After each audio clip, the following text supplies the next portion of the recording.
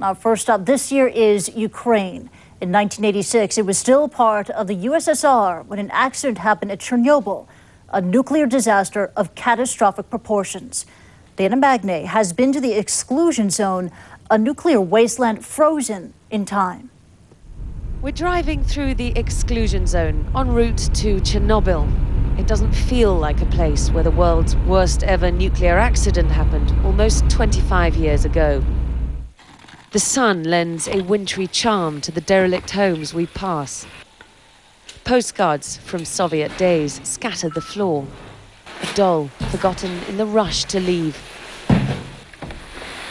In all, nearly 350,000 people were forced to abandon their homes as a radioactive cloud blew over Ukraine, Belarus and Russia.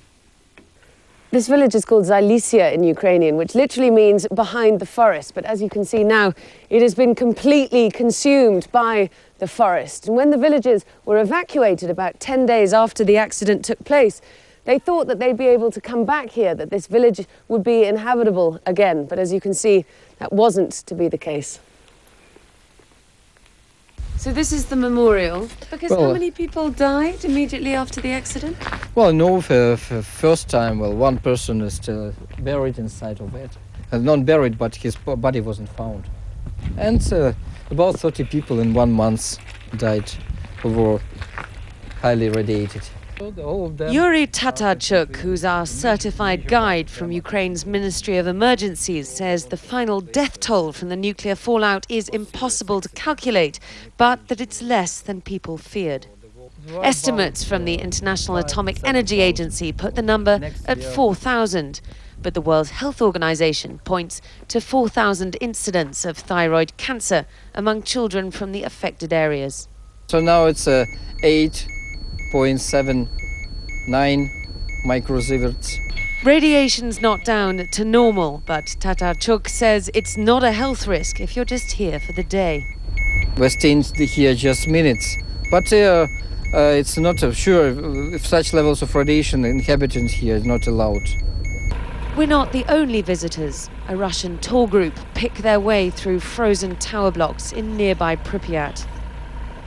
The town was evacuated the day after reactor number 4 exploded, before the Soviet Union admitted it had a serious problem at one of its nuclear plants.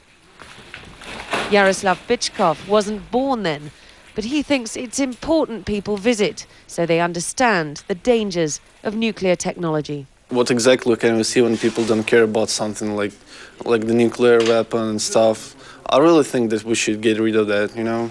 I don't want to see the places like this anymore in this world.